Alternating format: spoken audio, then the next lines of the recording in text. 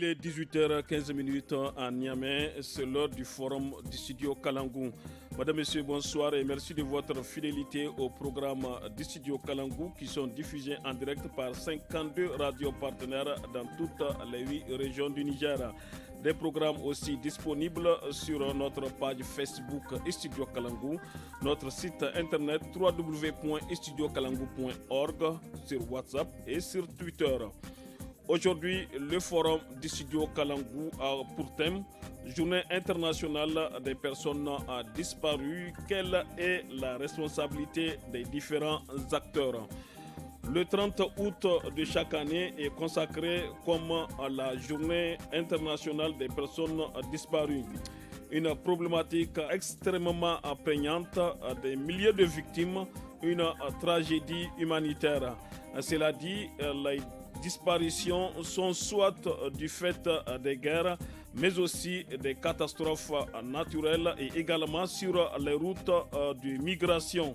Par exemple, beaucoup de gens ne sont plus en mesure de pouvoir donner des nouvelles à leurs proches et ce sont les familles qui vont se signaler auprès du comité international de la Croix-Rouge CICR, des Croix-Rouges nationales ou des Croissants rouges nationaux pour dire qu'elles sont à la recherche de tels ou tels proches dont elles n'ont plus les nouvelles. La journée internationale des personnes disparues est célébrée depuis 2011. Dans la région de Difa, le phénomènes d'enlèvement des personnes civiles avec des demandes de rançon sont fréquents dans plusieurs localités. À Tilaberi, des cas d'enlèvement ont été observés également dans plusieurs localités. À Maradi et dans les villages frontaliers du Nigeria. La région de Tawa aussi n'a pas échappé à ce phénomène. Enfin, la région d'Agadez avec le phénomène de migration et son cortège de personnes disparues lors de la traversée du désert et de la Méditerranée. Avec nos invités, nous allons faire le point, revenir sur les objectifs visés à travers cette journée et surtout partager les messages clés ou enseignements afin d'interpeller la conscience collective sur le phénomène de disparition des personnes. Pour ce faire, nous avons le plaisir de recevoir dans ce studio A Leila Edoueb, déléguée protection personnes disparues et migration au comité international de la Croix-Rouge CICR. Leila Edoueb, bonsoir. Bonsoir. Hassan Soumeila, coordonnateur protection à la Croix-Rouge nigérienne. Hassan Soumeila, bonsoir. Bonsoir. Et Kani Abdoulaye, coordonnateur du collectif des organisations de défense des droits de l'homme et de la démocratie, CODE. Kani Abdoulaye, bonsoir. Bonsoir. Au microphone, je suis Mokhtar Hamadou.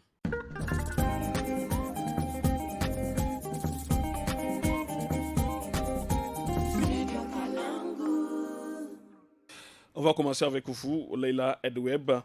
Quel est le sens de la célébration de cette journée à travers le monde?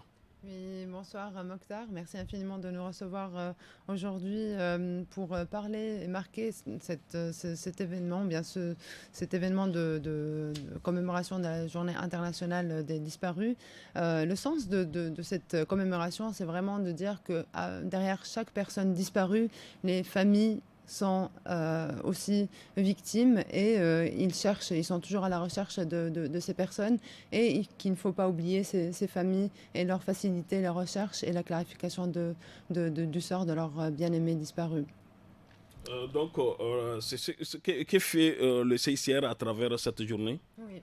Par exemple, pour les familles, on a pensé à leur faciliter cette commémoration via des activités de plantation d'arbres à Tilaberi, Agadez et prochainement à Difa. Ce sont des événements où les familles peuvent se regrouper, échanger et marquer le souvenir de leurs proches disparus dans une ambiance assez intime où ils peuvent très bien échanger leur vulnérabilité, leurs expériences et l'absence de leurs proches disparus, encore une fois. Et pour nous, c'est vraiment important qu'il y ait ce genre d'événements pour montrer notre solidarité, notre empathie et le fait que, voilà, que les conséquences humanitaires suite à une disparition sont assez importantes et conséquentes sur la vie des personnes. On voit plusieurs conséquences, notamment psychologiques, économiques et voilà, des lacunes juridiques et judiciaires qu'on veut les appuyer et les accompagner dans ce chemin après la disparition d'un proche, parce qu'on veut qu'ils aient une vie normale, bien que l'absence est déchirante pour certains. Leila Edoueb, qu'est-ce qu'une personne disparue? Une personne disparue, c'est une personne dont on n'a pas les nouvelles. Et la source première qui nous fait signaler cette absence ou bien cette disparition, ce sont les proches et les familles de premier degré. Et voilà. Et cette disparition est principalement en lien avec les conflits, la situation de conflit qu'on observe ici au Niger, et aussi la migration, vu que voilà, c'est le carrefour du Sahel, ainsi que d'autres situations de violence ou de catastrophes naturelles. Et c'est là où vraiment notre rôle comme organisation neutre et impartielle, on est proche du public ou bien de ces familles qui viennent directement et spontanément vers nos bureaux, que ce soit du CICR, du Comité international de la Croix-Rouge, ou via la Croix-Rouge nationale nigérienne, pour nous faire marquer cette absence. Et à partir de là, on lance des recherches dans le terrain via nos partenaires. Mais voilà, cette personne disparue,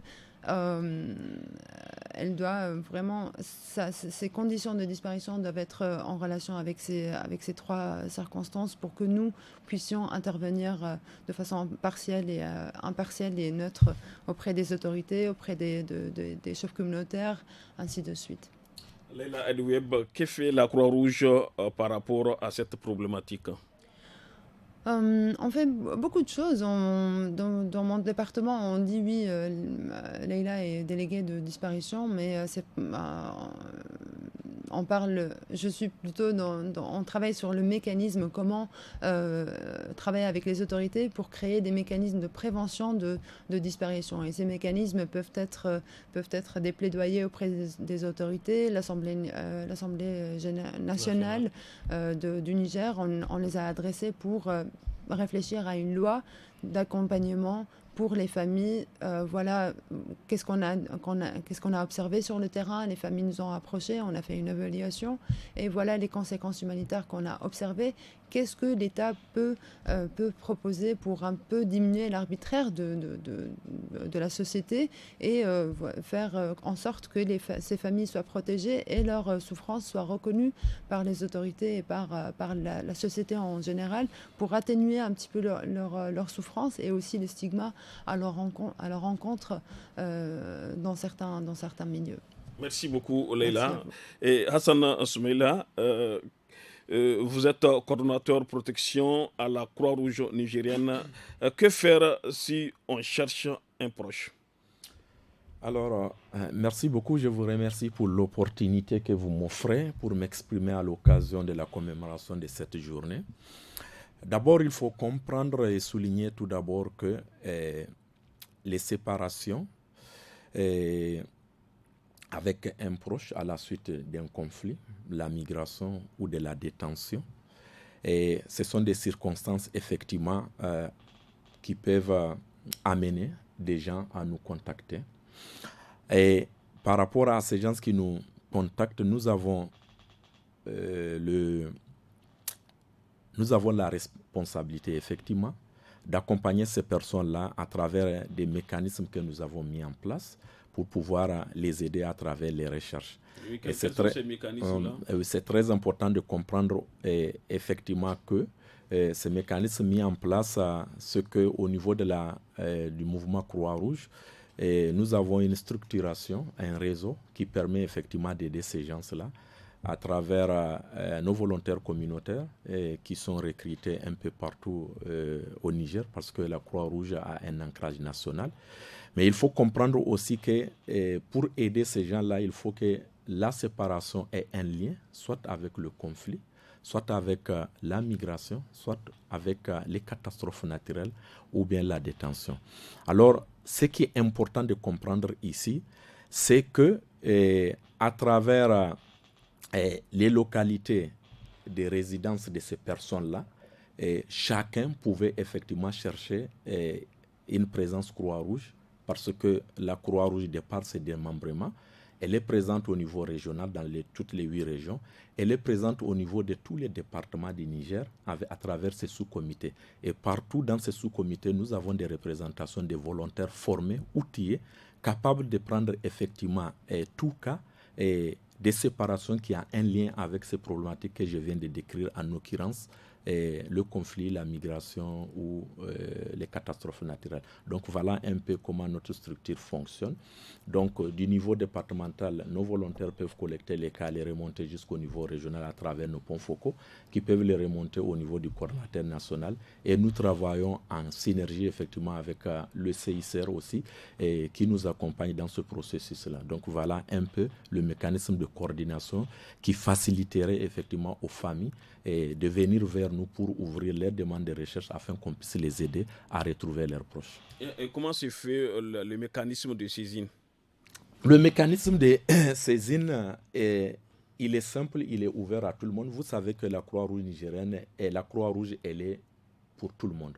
Elle est ouverte à tout le monde. Alors, dès qu'un cas de séparation est constaté par un membre de la famille peut se rendre effectivement au niveau de ces sous-comités afin qu'on puisse l'aider à ouvrir une demande de recherche, ou bien si c'est un enfant non accompagné qui ne sait pas où se trouvent ses parents, donc via son tuteur, donc l'enfant peut se rendre ou bien interpeller nos volontaires afin qu'on puisse les aider effectivement à ouvrir une demande de recherche via nos collègues dans les autres pays, parce que vous savez que nous sommes un réseau mondial aussi.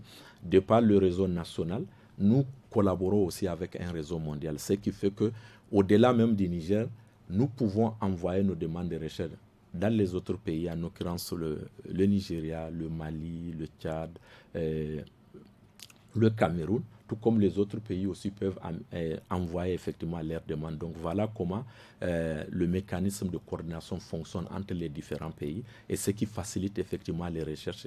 Et voilà comment nous coordonnons les recherches afin d'aider les familles à pouvoir retrouver leurs proches et les réunifier effectivement. Hassan Soumela, que fait le réseau mondial de rétablissement des liens familiaux? D'accord. D'abord, comme vous l'avez dit, les réseaux, c'est un réseau très vaste. Le réseau, il est mondial, mais au-delà de ce réseau mondial, comme je viens de vous le dire, on a un réseau national. Ce réseau national, aujourd'hui, il est composé de plus de 100 volontaires, 100 agents que nous utilisons pour pouvoir aider les familles qui sont dans le besoin de rétablir le contact sur le territoire nigérien.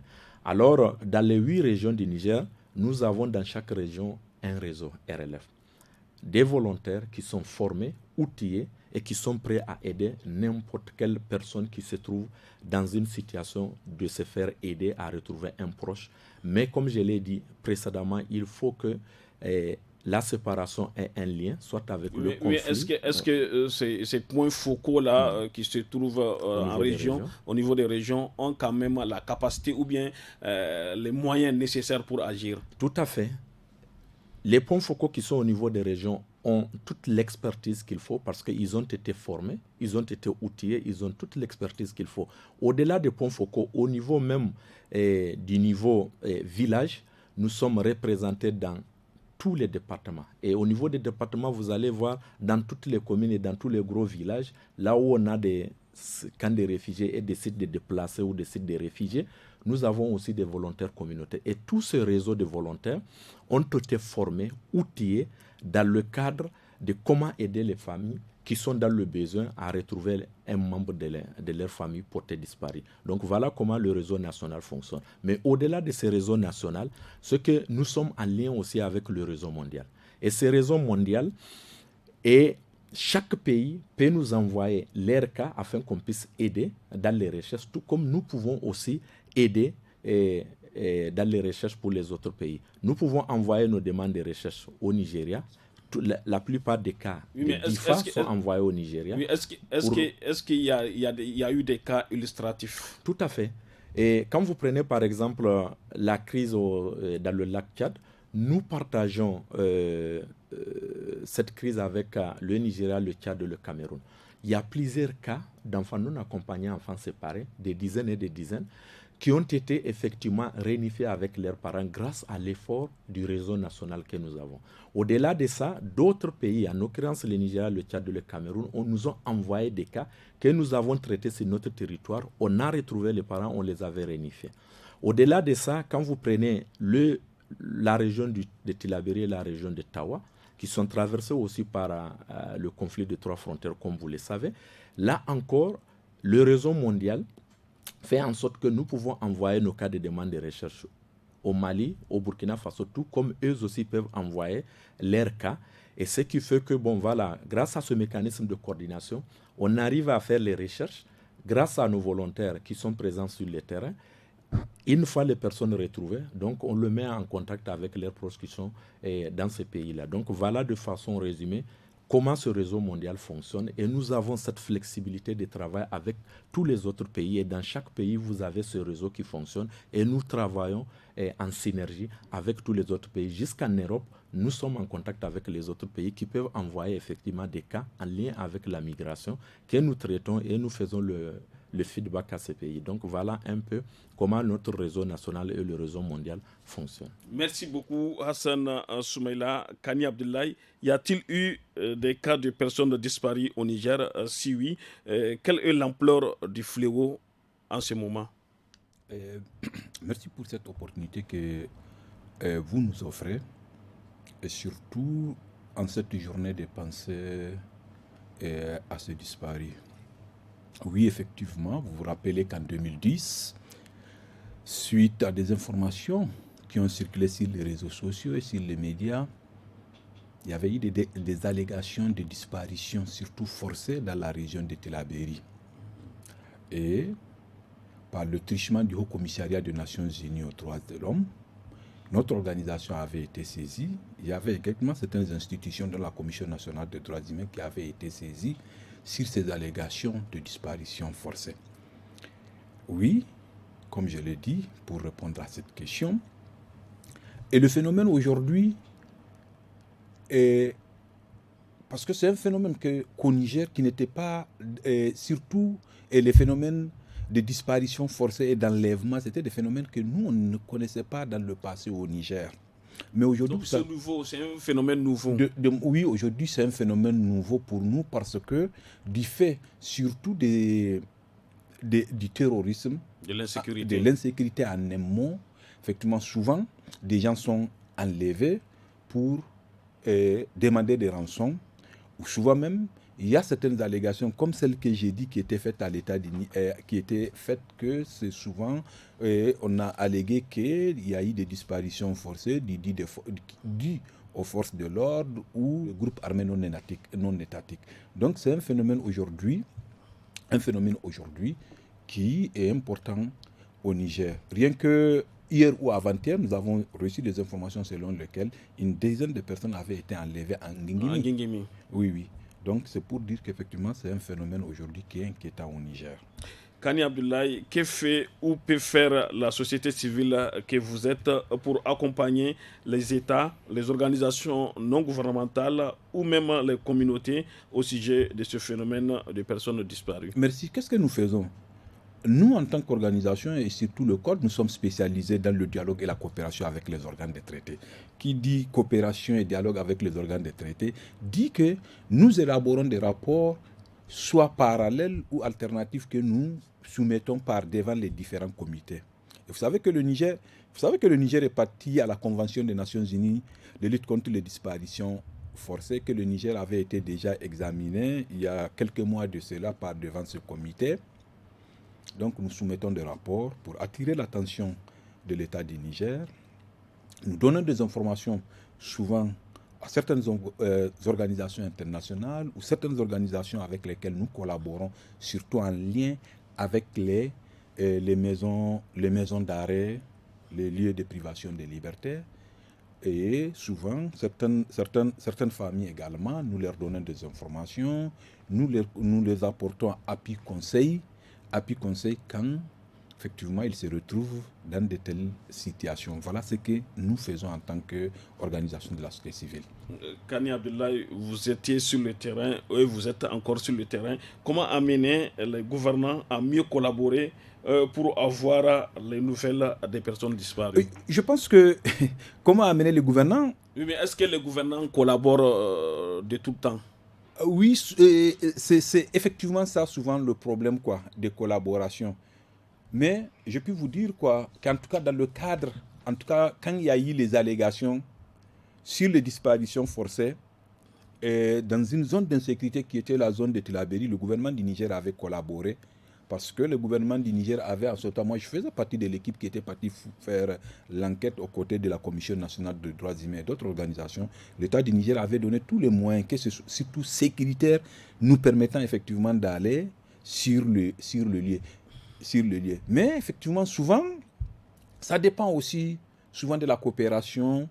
Le degré de coopération. Le degré de coopération et surtout des informations. Parce que vous savez, surtout quand il s'agit de disparitions, et surtout des disparitions forcées, aucun gouvernement au monde ne veut qu'il soit indexé. De sorte qu'effectivement, deux fois, les gouvernants effectivement, ont tendance à ne pas vouloir collaborer avec les organisations de la société civile. Mais je pense que le gouvernant ou les gouvernements doivent collaborer avec les organisations de la société civile, avec les organisations humanitaires, parce que ces organisations sont souvent présentes là où l'État n'est pas présent et accompagnent l'État. Parce qu'ils doivent accompagner l'État, l'État se doit de s'ouvrir à ces organisations pour collaborer parce que c'est pour le bien, c'est pour le respect des droits humains. Merci Kani Abdoulaye. Leila Edoueb, comment la Croix-Rouge travaille-t-elle avec les autorités à clarifier le sort des personnes disparues? Oui, merci beaucoup pour cette question et je reviendrai, si vous permettez, sur ce que mes collègues ont cité ici. Effectivement, notre réseau international de rétablissement de liens familiaux est vraiment planétaire, n'est-ce pas? Et on parle de au moins 180 sociétés nationales, que ce soit en Europe, en Amérique latine, en Afrique, en Asie, etc. Et il y a cet échange vraiment très très solide entre ces sociétés nationales, notamment le Croix-Rouge nigérien, Croissant-Rouge algérien, ainsi de suite, et aussi autour du lac Tchad. Et effectivement, lorsqu'on parle de ce développement, enfin de ce phénomène de disparition qui est de plus en plus récent et de plus en plus discuté, j'ai l'impression, surtout à l'occasion de la commémoration des disparus, nous, en tant que mouvement, en tant que CICR, on reçoit on va dire, les statistiques que nous avons en termes de demandes de recherche, allégations d'arrestation, ainsi de suite, ne reflètent pas la réalité du Niger. On sait qu'il y a un conflit qui est transfrontalier du côté du Nigeria, du côté du Mali et de Burkina, et quand même, on a l'impression que vraiment les familles se voient dans une situation de vulnérabilité et ne prennent pas l'initiative ou bien ne savent pas comment faire après une disparition d'un proche. Donc là, on veut vraiment marquer cette journée comme n'ayez pas peur, il faut venir, il faut en parler. Nous sommes là, on sait que vraiment une disparition, une absence d'un proche, que ce soit un père, que ce soit un fils, que ce soit une épouse, peuvent être extrêmement lourds sur la conscience des proches, de la mère, on va dire, qui est en train de chercher son enfant, qu'elle n'a pas pu secourir ou bien prendre lors d'un déplacement, ou bien un enfant, un fils qui est parti à l'aventure dans le désert. Oui, mais Leila pour répondre à votre question. Oui, vous allez répondre après. Et qui est habilité à introduire cette demande de recherche? Comme j'ai dit, c'est vraiment c'est les membres de famille de premier degré, ou bien les composants d'un foyer, c'est-à-dire la mère, le père, l'enfant, le frère, ainsi de suite. Et si il y a voilà, il y a un manque est-ce que la société civile peut vous saisir? Peut nous saisir et nous référer le cas. Et nous, on va faire, comme l'a très bien expliqué Al-Hassan, on va collecter la demande de recherche, voir les circonstances. C'était quand les derniers moments de contact? Est-ce qu'il y a un témoin de l'arrestation ou bien de circonstances? Qu'est-ce qui s'est passé réellement pour causer cette disparition? C'était quand le dernier contact, ainsi de suite. Donc la personne qui est la plus proche de la personne disparue, elle peut très bien se référer à nous. Et même parfois des migrants camarades, si un migrant il n'est pas nécessairement le proche, un frère de sang, il peut très bien venir et nous signaler la disparition d'un migrant lors de sa traversée. Mais voilà, je pense que c'est vraiment la personne qui peut nous dire toutes les circonstances et de préférence la famille ou bien le père ou le membre de famille de premier degré. Et Al-Hassan peut très bien commenter par rapport à cette question, qui peut signaler une demande ou bien introduire une demande de recherche. Ok, allez-y pour la question. Ok. Par rapport à la question, qu'est-ce qu'on fait avec les autorités pour clarifier le sort d'un disparu? On fait plusieurs choses, comme j'ai dit, les mécanismes de prévention, mais aussi on pense que une disparition est principalement causée par la non-identification d'un corps. Lorsque on reçoit un corps et on ne sait pas, un migrant ou un corps qu'on n'arrive pas à identifier, ou bien on ne prend pas la peine d'identifier ou de prendre des indices, des indications qui pourraient être utilisées, que ce soit de façon immédiatement pour l'identification ou bien de façon ultérieure, après 1 an, après 20 ans, après 10 ans, la famille peut très bien venir et nous dire oui, telle personne est disparue, voilà ses caractéristiques, les habits, je sais pas, les tatouages, les marques personnelles de ce corps, et après on peut faire un matching, faire une correspondance. Donc ça, c'est ça l'idée pour nous. Une identification, c'est une prévention de disparition. Parce que voilà, la personne est décédée, elle ne peut pas. Voilà, c'est seulement les experts qui peuvent voir et lire un corps et enregistrer ces informations personnelles qu'on peut trouver sur le défunt et les enregistrer pour garder une traçabilité possible. Et c'est ce qu'on fait avec les autorités lors de nos formations pour tout ce qui est gestion des dépôts mortels, parce qu'on pense aussi que avoir une unité centrale, notamment le Comité national de gestion des dépôts mortels, peut faciliter la coordination au niveau national, que ce soit à Maradi, que ce soit à Agadez, Difa, etc. Une unité qui peut expliquer et faire du référencement et tout ce qui est suivi technique de son côté. Ça pourrait facilement renforcer les capacités de ces experts et faciliter l'identification et donc la prévention des disparus. Merci Leïla. Hassan Soumeila, est-ce que vous avez la capacité d'agir dans les déserts, dans certaines zones inaccessibles comme les déserts et les mers? Très bien. Et avant de répondre à votre question, permettez-moi d'abord de compléter ma collègue Leïla. Effectivement, par rapport à la question de contacter la Croix-Rouge pour ouvrir une demande de recherche, effectivement, tout le monde peut nous référer des cas. Mais pour ce qui est de l'ouverture des demandes de recherche, il est extrêmement important de clarifier un certain nombre de points.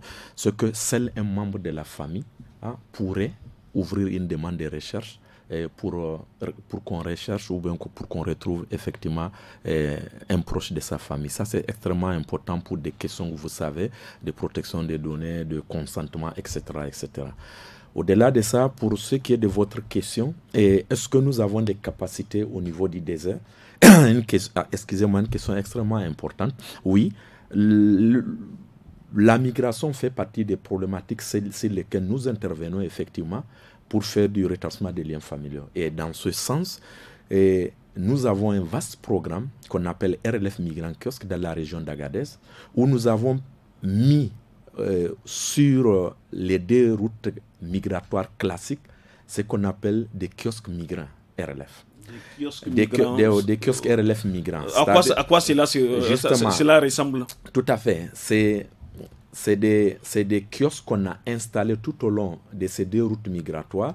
Et dans ces kiosques, nous avons des volontaires qui ont été formés, outillés, pour pouvoir recevoir les migrants en partance tout comme des retours. Dans les villes ou bien dans les villes d'Agadez, dans la ville d'Agadez, dans la ville d'Arlit, dans la ville d'Assamaka, ça c'est pour la route classique qui mène via l'Algérie. Et c'est la route classique qui mène via la Libye aussi. Nous avons des kiosques dans la ville d'Agadez, dans la ville d'Urkou et dans la ville de Sigedine, afin de permettre aux migrants qui empruntent ces 2 routes migratoires de rester en contact avec leurs familles tout au long de la route migratoire. Oui, et éventuellement, il n'y a pas de réseau téléphonique, comment ça marche? Si, il y a des réseaux téléphoniques à Agadez, à Arlit, à Dirkou, à Assamaka et à Sigedine. Il y a des réseaux téléphoniques. Donc, les migrants ont la possibilité de rester en contact tout au long de leur route migratoire et éventuellement aussi nous signaler des éventuels cas de disparition. Au-delà de ça, nous faisons aussi le suivi des demandes de recherche dans ces kiosques-là, ce qui nous permet effectivement de maintenir cette dynamique mondiale des RLF. Aujourd'hui, au niveau de ces kiosques, nous avons des demandes de recherche qui nous viennent de l'Europe. Nous avons des demandes de recherche qui nous viennent, par exemple, de la Guinée, du Sénégal, sur lesquels nos volontaires s'activent à faire des recherches et envoient les résultats des recherches dans les autres pays. Donc voilà la dynamique que nous avons mis en place tout au long de ces 2 routes classiques afin de faire en sorte que les migrants puissent effectivement rester en contact avec leurs familles en restant toujours dans la position de notre mouvement, les NIMI, c'est-à-dire on n'encourage pas la migration, on ne décourage pas la migration, on se concentre tout simplement à répondre aux besoins humanitaires des migrants dans les cas d'espèces effectivement de séparation des familles. Hassan Soumaïla, est-ce que les communautés dans les différents pays savent le travail que vous êtes en train de faire? Très bien. Effectivement, oui, les communautés savent ce que nous sommes en train de faire. Et quand vous prenez par exemple la région de Difa, nous avons des postes publicitaires qui passent en boucle dans les radios communautaires afin de sensibiliser les communautés dans des localités lointaines où souvent il est difficile effectivement d'avoir accès. Vous connaissez un peu la région, il y a certaines zones qui ne sont pas accessibles, mais grâce à ces spots publicitaires, ces communautés arrivent à avoir le message de ce qu'est le rétablissement des liens familiaux. Quand ils sont dans des besoins de chercher un proche, ils savent vers qui il faut venir s'adresser et comment il faut venir ouvrir une demande de recherche. Au-delà de Difa, nous le faisons aussi à Agadez, nous le faisons aussi à Tillabéri, surtout à l'occasion effectivement de la journée commémorative, de la journée des personnes portées disparues. Nous faisons des sensibilisations effectivement pour amener les communautés. Mais au-delà de ça, nous avons élaboré aussi des matériels de visibilité à travers lesquels il y a des messages clés. Qui porte par exemple, si vous avez un membre de famille porté disparu, n'hésitez pas à appeler tel numéro. Le numéro, il est là. Vous pouvez appeler le 70 37 81 88. Tout comme les gens peuvent écrire à l'adresse email aussi de la Croix-Rouge nigérienne qui est crniger@internet.ne. Donc tous ces mécanismes-là sont développés pour favoriser effectivement la communication avec le public afin qu'ils sachent que la Croix-Rouge est là pour aider les gens qui sont dans le besoin de rétablir le contact avec leur famille à la suite d'une disparition. Au sujet de la recherche, est-ce que la durée n'impacte pas sur vos travaux? Par exemple, une personne qui a disparu pendant 10 ans, 20 ans, 30 ans? Vous savez, le rétablissement des liens familiaux, c'est une activité qui se situe au plein cœur de la sensibilité humaine. Nous faisons tout pour atténuer l'angoisse causée par la séparation. Ce qui fait que, quelle qu'en soit la durée de la séparation, il est important d'aider les familles à élucider le sort de leurs proches qui est porté disparu. Donc, ce qui fait que pour nous, la durée n'a pas un impact, d'autant plus que notre réseau est très bien formé. C'est un travail de fourmi, effectivement, qui peut prendre énormément de temps, mais au bout de l'effort, quelle qu'en soit la durée de la recherche, on arrive à retrouver un proche, qu'on le réunifie avec sa famille. Imaginez, je vous donne un exemple. Une femme, par exemple, qui a perdu son mari au cours d'un conflit. Pendant 5 ans, 7 ans, cette femme la vit avec tous les problèmes. Beaucoup d'enfants, surtout. Et avec beaucoup d'enfants. Et dans le cadre de nos recherches, au bout de 7 ans, on arrive à retrouver son mari, on le réunifie avec cette femme-là. C'est là que ce travail, il est magnifique. Ça apporte effectivement, on n'apporte pas la nourriture, on n'apporte pas de l'argent, mais nous donnons souvent quelque chose qui dépasse même la nourriture et l'argent. Donc, parce que nous sommes là pour apaiser l'angoisse posée par la séparation. Donc, voilà comment le mécanisme fonctionne. Et je crois bien qu'aujourd'hui, le public sait que le réseau de rétablissement des liens familiaux existe. Nous avons un ancrage national. Nous avons couvert toute l'étendue du territoire national. Il n'y a pas un département au Niger où on n'a pas un représentant. Jusqu'au niveau communautaire, nous avons des volontaires qu'on a identifiés au niveau des sites, au niveau des camps de réfugiés et au niveau de certaines localités qui connaissent effectivement le conflit, afin de rapprocher ces services aux communautés.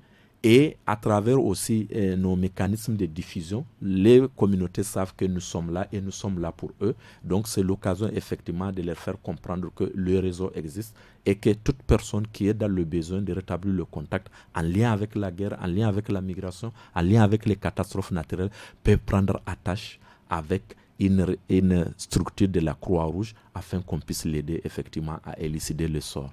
Merci beaucoup Hassan Soumela Kani Abdoulaye. Pour les familles de certains détenus, les messages transmis par le CICR sont souvent l'unique témoignage du sort de leurs parents prisonniers. Avez-vous des recommandations particulières à ce sujet?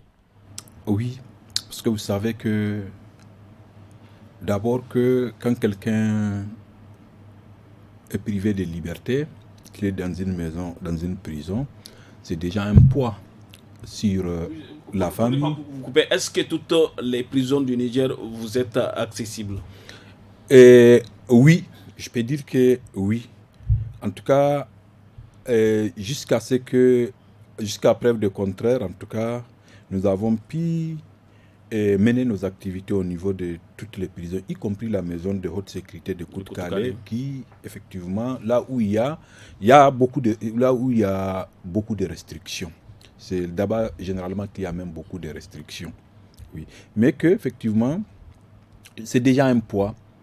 Et lorsque on a, par exemple, si je prends le cas, par exemple, de la maison de haute sécurité de Kout-Kalé, où les visites sont interdites, deux fois, c'est ces messages, effectivement, de ses partenaires, ou souvent même de nos messages, ou souvent de la Commission nationale des droits humains, que reçoivent les familles. Et c'est pénible. C'est pénible, mais souvent aussi, ça réconforte les familles parce que souvent, il y a des familles qui n'ont aucune information effectivement de ce qui se passe. Est-ce que ces personnes sont en vie? Est-ce qu'on ne leur cache pas quelque chose? Et lorsque souvent, à travers ces messages, on essaie de rétablir comme font le mouvement Croix-Rouge. Souvent, vous avez été une fois ému à travers ces messages transmis aux parents? Oui, souvent nous avons eu même des larmes parce que souvent quand nous leur disons que ok, nous sommes des défenseurs des droits humains et que voilà, nous avons rencontré dans une maison d'arrêt votre parent et voilà, effectivement il a des droits. Il y en a où nous disent nous on pensait que quelqu'un qui est déjà en prison n'a pas de droits. On dit non, le droit est inhérent à la personne humaine. C'est vrai que quelqu'un peut être en conflit avec la loi, mais il a des droits. Et même, il y a même des circonstances, même quand on dit, même dans le cas de l'état d'urgence, il y a des droits qui sont interrogeables. Donc voilà pourquoi il y a des droits. Et donc souvent, ça nous a émis souvent. Et oui, nous sommes des humains. Oui, c'est parce que nous sommes des humains, effectivement, que nous étions aussi à défendre les droits des autres. Effectivement, nous sommes souvent émus. Quand quelqu'un ne sait pas, quelqu'un sait que, par exemple, son parent est ici à côté, à Kout-Calais, qui ne peut même pas lui rendre visite, qui n'a aucune information, et que surtout qu'on dit que, surtout que c'est une prison de haute sécurité, où normalement, c'est les grands brigands qu'on doit faire interner, que votre parent s'y trouve et que vous n'avez pas la possibilité de le voir et qu'un bon matin, vous avez un message via une organisation de la société civile et nous sommes souvent émus parce qu'on observe quand même le comportement de celui à qui le message est adressé. Kani Abdoulaye, face aux diverses crises engendrées par l'insécurité, les troubles sociaux, politiques et économiques, quel est votre message pour la population du Niger en général? Pour la population du Niger en général, la première des choses, c'est souvent de collaborer surtout avec l'autorité. Oui, de collaborer également avec généralement les organisations qui sont sur le terrain. Est-ce que ces populations-là peuvent vous faire confiance, vous qui êtes les acteurs de la société civile nigérienne? Oui, lorsque nous partons, ces populations nous font confiance. Et les crises de confiance, généralement, ce n'est pas à notre niveau, aussi paradoxal que cela puisse paraître, c'est souvent avec les FDS. Et nous travaillons à travers des sensibilisations aussi à faire créer cette confiance entre les FDS et les populations. C'est aussi de se dire que quand il y a une crise, quand il y a un conflit, que si les gens ont des informations qu'ils peuvent donner pour effectivement, comme on l'a dit, atteigner, c'est de donner les informations pour que certaines choses ne puissent pas arriver. Je pense que c'est là le message que nous lançons. Et surtout, les catastrophes. Les catastrophes, généralement, quand vous regardez aujourd'hui, quand vous prenez par exemple certains réseaux, vous allez dire même il y a des messages qui sont véhiculés pour demander aux citoyens, surtout en lien avec la pluie et autres, de s'éloigner, effectivement. C'est de ne pas persister, c'est d'accepter effectivement que c'est des choses qui peuvent arriver. Nous l'avons vu ailleurs et qui peuvent nous arriver également, de prendre les dispositions et les précautions nécessaires pour s'en éloigner. Leila Edoueb, vous avez un message particulier à adresser à nos communautés en lien avec la Journée internationale des personnes disparues? Oui. Un message particulier, moi je dirais voilà, que la disparition c'est un phénomène mondial, c'est quelque chose qui peut arriver à tout le monde et que voilà, malheureusement ici dans notre contexte nigérien, on voit que des gens sont portés disparus à cause de conflits, de la migration et encore maintenant avec le changement climatique à cause des catastrophes naturelles. Donc pour moi le message serait n'hésitez pas de nous contacter. On peut venir à votre aide. Voilà, c'est plutôt... on se met vraiment accessible à cette population qui est victime de cette disparition parce qu'on parle toujours de la personne disparue, mais qu'en est-il des familles? Il y a énormément de conséquences qu'on a observées, que ce soit encore une fois au niveau psychologique, économique, juridique, judiciaire.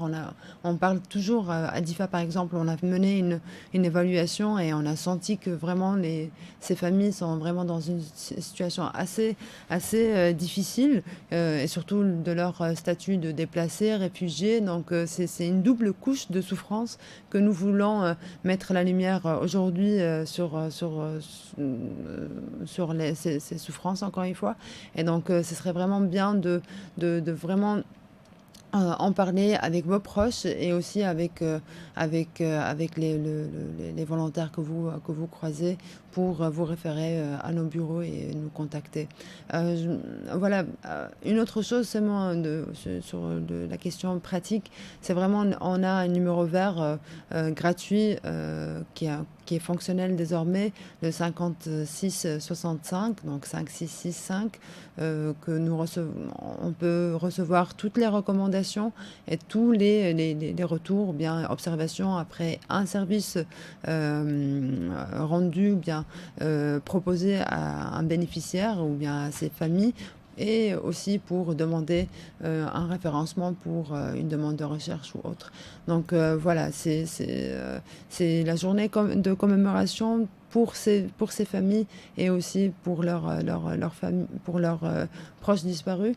Et voilà, nous, on est toujours là à l'écoute pour atténuer un peu de leur souffrance et être présent auprès des communautés nigériennes. Merci beaucoup Leïla, merci Kani Abdoulaye, merci Hassan Soumaïla. Nous sommes au terme de ce forum du studio Kalangou.